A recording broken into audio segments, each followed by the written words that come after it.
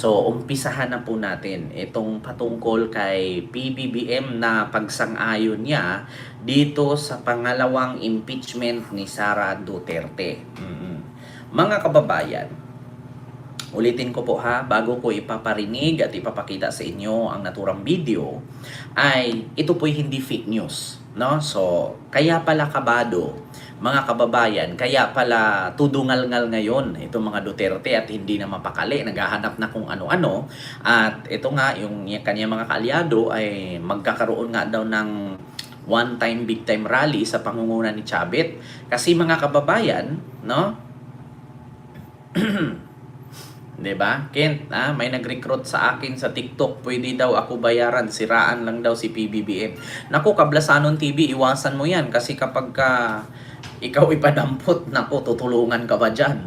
So ito po mga kababayan, ipaparinig ko po sa inyo na sumasang-ayon na po si PBBM, mga kababayan, na ma-impeach or ituloy ang pangalawang impeachment ni Sara. Sumasang-ayon na siya. Ipapakita ko sa inyo at ipaparinig ko sa inyo kung ano po ang naturang ito po nako, Diyos ko mga kababayan, mag-iiyakan talaga. Ito po, pakinggan ninyo.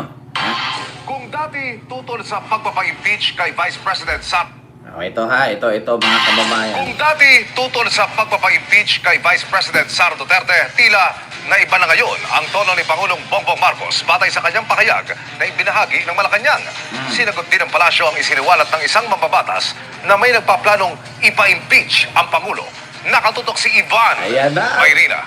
Nag-iba na ang tulo. Sa kasagsagan noon ng usaping impeachment laban kay Vice President Sara Duterte, inihayag ni Pangulong Bongbong Marcos na hindi siya sang-ayon dito. This does not make any difference to even one single Filipino life. Yes. So why waste time on this? It will tie down the House, it will tie down the Senate, it will just take up all the time, and for what? For nothing. Hindi rin natuloy ang impeachment trial ng PC matapos pigilin ng Korte Suprema dahil labag daw sa saligang batas ang ginawang proseso ng Kamara. Pero ngayong patapos ang one-year bar rule sa Pebrero at maaari na uli maghaya ng panibagong impeachment complaint, iba na ang tono ng Pangulo, batay sa kwento ni Palace Press Officer Undersecretary Claire Castro. Ang tanging tugon lamang niya sa akin ay kung ano po ang pagtrato sa pag-iimbestiga sa flood control projects, mga anomalyang flood control projects. Ganon din po ang gawing pagtrato sa paggagawa or sa pag-iimbestiga patungkol dito sa impeachment complete laban kay VP Sara. Ibig sabihin, managot ang dapat managot. Pero hindi lang ang PC ang posibleng maharap sa impeachment. Nako, Ay, mga sige, kababayan. House, Narinig ninyo? Nako po, patay ka dito. Sabi ko sa iyo, Sara. Pagpatuloy nyo yung pambababoy ninyo sa Pangulo. Ipagpatuloy ninyo yung mga plano ninyo. Kasi alam nyo, sa totoo lang, mabait si Marcos. Pero unti-unti nang lumalabas at tumutubo yung pangil. Bakit? Ganito kasi mga kababayan. Alam natin si PBBM na hindi talaga pumapatol yan sa kung ano-ano mang mga issue. 'Di ba? Yung mga buwelta, tirada, banat nila. Ayaw ni PBBM yan. Pero ngayon mga kababayan, siguro nakikinig na si PBBM na baka siguro mas nakakabuti siguro na i-impeach na lang natin ito kasi ito yung gulo eh. Ito yung anay sa ating bansa. Ito yung sisira at kukutkot sa mga napagawa natin at umpisa ng pagpapaganda ng ating bansa. Ito yung mga sagabal eh. Ito yung mga naninira. Naku po, mga kababayan. Kaya ngayon double time sila mga kababayan. Double time sila. Katulad na lang dito. Kaya instead, kasi alam kasi nila mga kababayan na si PBBM ay sumasang-ayon na dito sa impeachment na pangalawa ni Sara. Double time sila ngayon. Gagawa din sila ng impeachment laban kay PBBM. Patungkol dito sa impeachment complaint laban kay VP Sara. Ibig sabihin, managot ang dapat managot. Pero hindi lang ang PC ang posibleng maharap sa impeachment. Ayon kasi kay House Senior Minority Leader Edgar Erice, may nagkakasala ng reklamong impeachment laban kay Pangulong Marcos na i-endorse umano nang hindi bababa sa dalawang kongresista ang hindi niya pinangalanan. The usual suspects. Wala na pala mga kababayan, walang kwenta yung sinabi na hindi lang daw ang BC ang mahaharap sa impeachment, Pati din daw si PBBM. Hindi daw bababa sa 2 ang mag-i-endorso ng impeachment. Putang ina. Yung impeachment nga ni Sara, ilang tao ang nag-endorso nun, hindi tumalab. Yan pa kayang 2 lang. Diyos ko. Alam niyo, kung magpa-file kayo ng impeachment kay PBBM tapos 2 kayo, baka magulat tayo si Kiko Barsaga ito. Si Kiko Barsaga, sino pang kasama ni Kiko dito? Mga kababayan, number 1 na si Kiko dito. 2 daw, baka anak ni Marcoleta. Di ba? Ma'am Maria P. Hello po. Naku, mga kababayan, wala, hindi kaabang-abang itong ina-announce ni Edgar Irese na hindi lang daw ang vice presidente ang mai-impeach, pati daw ang presidente. Parang hindi naman Congressman Irese, parang hindi naman excited, hindi ka excite. Oo, yung balita mo kasi alam ko kadalasan sa mga ginagawa ng mga DDS puro palpak eh. Di ba? Pero eto na nga, good news ito mga kababayan para sa atin na naghahanap ng hustisya at nananawagan ng kalinisan at mapakulong itong mga korap. Si PBBM sumasang-ayon na. Sumasang-ayon na mga kababayan si PBBM at kung ano ang proseso sa flood control, anomalya sa flood control, ay ganun din daw ang proseso sa impeachment ni Sara. So, managot ang dapat managot. Nako po, mga kababayan. Bukod dyan mga kababayan. Isa yan si Chapit. Hindi naman congressman si Chapit eh. Ito pa mga kababayan, bukod dyan, pakinggan ninyo. Ano ba yung impeachment ni Sara? Pakinggan ninyo ito ha. Ito yun mga kababayan.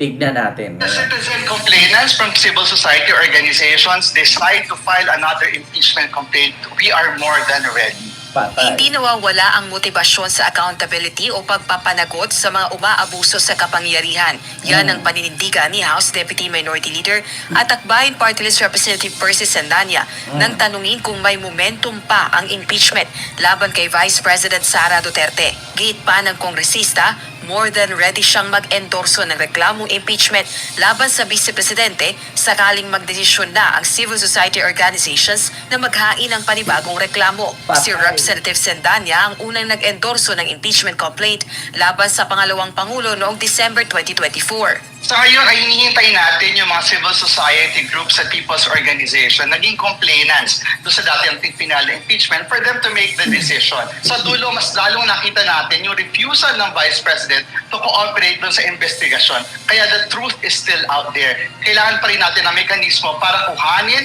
hugutin yung katotohanan sa pang-aabuso sa kapangyarihan ng Vice Presidente. Patay.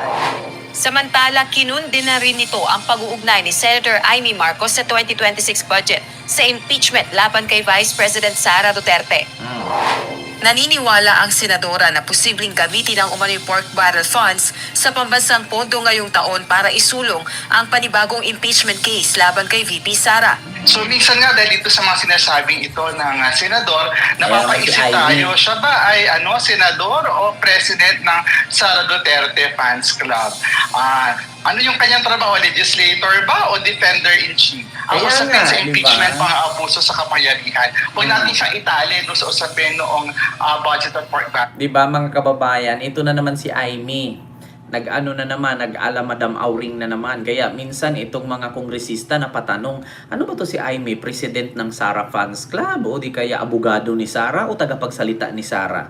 Diba? O minsan nanghuhula. Minsan may sinasabing ganito, hindi naman nangyayari. Minsan may sinasabing ganyan, wala namang katotohanan, puro kwento lang. Kaya ito si Amy minsan wala na kasing problema sa kanyang baba kasi umiksi na napaputol na yung buto dito sa panga, napadugtong na eh. Tapos siguro kakapa-botox lang kaya medyo walang problema, 'di ba?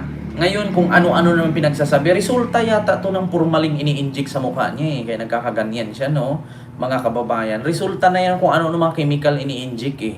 Diba? Kung ano-ano ang naiisip, kung ano-ano ang napasok sa isipan, kung anong kwento. At ito si Amy, parang maganda itong kuning scriptwriter no, sa Encantadia. Diba? Para madagdagan naman yung action ng Encantadia. No? Kasi biruin mo, dito pa nga lang sa politics, magugulat ka, 2027 daw, ikukulong si Sara. Diba? Talaga makukulong yan kasi bakit? May impeach eh. Diba? Alam mo, sa totoo lang, ito si Lacson, no? Ito si Aimee, minsan hindi mo maintindihan kung ano ba talaga ang nakain ito, hindi mo maintindihan kung ano ba ang nangyari sa kanya, no? Kung ano-ano na lang iniisip. Sabi niya, ito na naman, may mga ayuda na naman, baka pangbayad na naman ito sa impeachment ni Sara. Alam mo, sa totoo lang, Aimee, no? Kung itong mga nagpa-file ng impeachment kay Sara ay nababayaran, bakit hindi mo subukang kasuhan? 'Di ba? Kasi alam niyo, sa totoo lang, mga kababayan, kaya alam mo, sa totoo lang, ito Aimee, kaya minsan pinagtatawanan na lang kayo ng tao. Kita ninyo, actually mga kababayan, ito meron akong kwento sa inyo. Kami kasi sa probinsya, meron akong kaibigan. Alam niyo, yung sobra niyang mahilig siya mang-prank. Mahilig siyang mag-joke. Nung nakaraan, kumain kami, no? Actually, kasi probinsya, galing ko probinsya, tapos bumalik dito sa bahay. Medyo mga 2 hours mula dito. Kumain kami. Ngayon, nagulat kami habang nagtitipon-tipon, nakain kami, tahimik na ang lahat. Bigla siyang sumigaw, Aray, di ako magkahinga, tumawag kayo ng doktor. Hindi ngayon, yung mga barkada, yung magulang, natataranta. Diba? Natataranta. Ngayon, pagdating na, andyan na yung ambulansya, biglang sabi, it's a prank. Di ngayon, yung driver ng ambulansya at saka yung medics, nagalit. Kaya sa totoo lang, mga kababayan, sabi nung medics, no, nung sumundo na sana para dalhin siya sa ospital kaya hindi daw siya makahinga. Sabi nung medic, sa sunod sir, pag mag-gara-gara ka sir, ibig sabihin ng gara-gara yung mang-aasar ba? Oo, magpa-prank-prank sir. Ayusin mo sir kasi hindi lang ikaw sir ang pwede naming puntahang emergency sir, marami pero mas inuna ka namin. Kasi nga ang sabi emergency. Sa sunod sir, pag maganyan-ganyan ka sir, hindi ka na paniwalaan sir, mamamatay ka. Paano kung magkatotoo sir? Na hindi ka nakahinga, bumara yung hangin sa puso, ganyan. Tapos wala nang maniniwala sa'yo, mamamatay ka. Kasi pagtatawanan ka ngayon. Sabing ganyan. Kaya itong si Aimee, at saka yung itong mga DDS, no?